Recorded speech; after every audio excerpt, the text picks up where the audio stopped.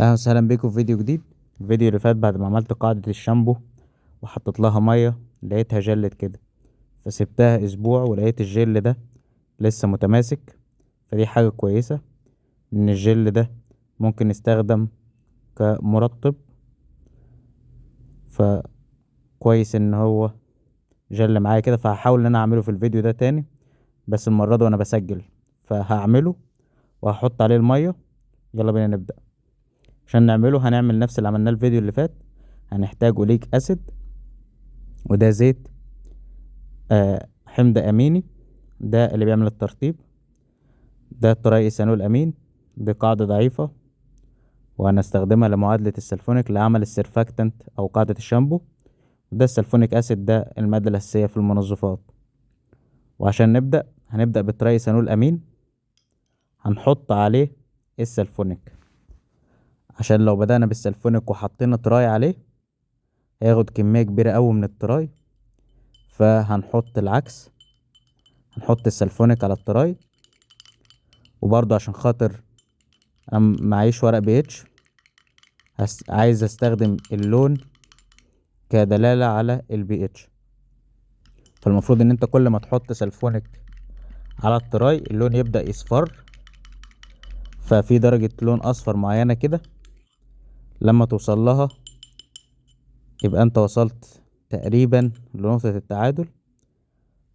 وحتى لو لسه في تراي ما تفعلش، كده كده احنا هنحط اوليك اسيد اللي هو برضه يعتبر اسيد، هيعادل برضه التراي اللي لسه باقي في المحلول بتاعنا. هنبدأ نقلب كويس لحد ما السلفونيك والترايسينول امين يتفاعلوا مع بعض. وهتلاحظ ان بيحصل تسخين للحاجة اللي انت حاطط فيها الاتنين دول، لان بيحصل تفاعل طرد للحرارة. هنقلب كويس ونحط شوية كمان من السلفونيك لحد ما نوصل للون الاصفر.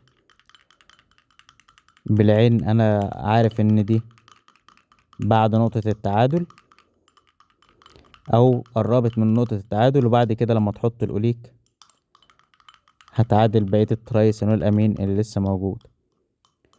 انت كده بتعمل سيرفاكتنت من الترايسينول امين والسلفونيك، بيبقى اثره ضعيف على البشرة من ناحية الضرر وبيعمل فوم عالي جدا.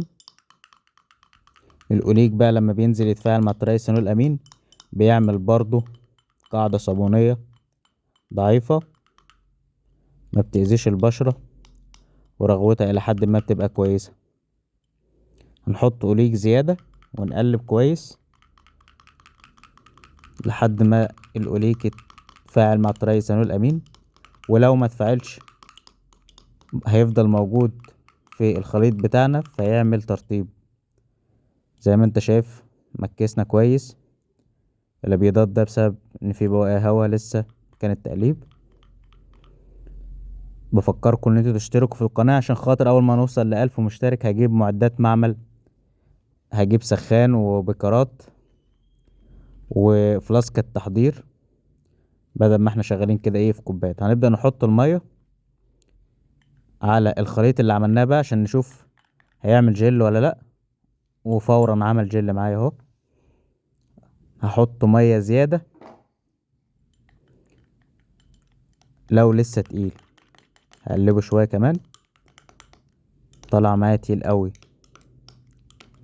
عيب ان هو تقيل كده ان هو هيفضل حابس الهوا مكان التقليب، فالهوا اللي فيه مش هيطلع وهيبان ان هو مبيض كده، مش هيبان شفاف. فاحنا عايزينه شفاف، فالتخفيف هيضيع جزء من الهوا ده، لان الجل هيبقى خفيف شوية فيقدر ان هو يطلع الهوا. انما لو اللزوجة دي مريحاك ممكن تعملها. تحضير الجل حاجة صعبة جدا في المنظفات او في مستحضرات التجميل، فالدرجة اللي انت عايزها بتفرق بقى على حسب انت هتحط مادة فعالة. في مستحضرات التجميل مثلا ممكن تأثر على الجل ده، ساعات البي اتش يأثر على الجل ده، ممكن يفك الجل يخليه يرجع سايل عادي. فلازم تعرف انت هتحط ايه على الجل ده بعد كده عشان خاطر ما يبص منك. حملته بكمية مية تاني عشان اشوف هيقدر ان هو يجل برضو تاني ولا لا. الاول كان فك شوية، بعد كده لما دب الكامل بدأ يجل تاني زي ما انت شايف، بس لسه برضو مبيض عشان لسه فيه هوا ما طلعش منه.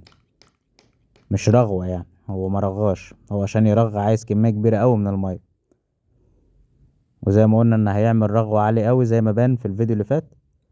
وشوف الفرد بتاعه سهل جدا دلوقتي، وبيدي ترطيب ولمعان للجلد. فدي طريقة صناعة الجل لمستحضرات التجميل او للمنظفات. بس هنجرب ان احنا نحط بقى كمية مية قد الكمية دي مرة كمان. يعني الجل ده هنحط له مية قده، هنشوف يقدر يتحمل مية قد ايه. ادي كده يعتبر كمية 1:1. وهنقلب. هتلاحظ بيضات بس سريع بسبب ان انت لسه حاطط مية سخنة. بس اول ما الجل هيتكون الابيضات ده المفروض ان هو هيروح، ولما هتسيبه فترة الهواء هيروح منه وهيرجع جل شفاف قوي وهيبقى كويس منظره طبيعي. هو راجع جل تاني، واعتقد ان هو ممكن يتحمل مية قد المية اللي انا حطيتها كده مرتين 3 كمان. شوف لسه القوام بتاعه جل عالي برضو. انت بقى ايه الدرجة اللي انت عايزها ممكن تحددها باختبار زي ده. تحط مية وتشوف ايه اللي هيحصل واحدة واحدة. ممكن تجرب تضاعف المية، ممكن تجرب ان انت تنزل البيتش لو عايز تنزل اللزوجة من غير ما تحمل مية زيادة. لو عجبك الفيديو اشترك في القناة عشان خاطر نعمل فيديوهات اكتر. سلام.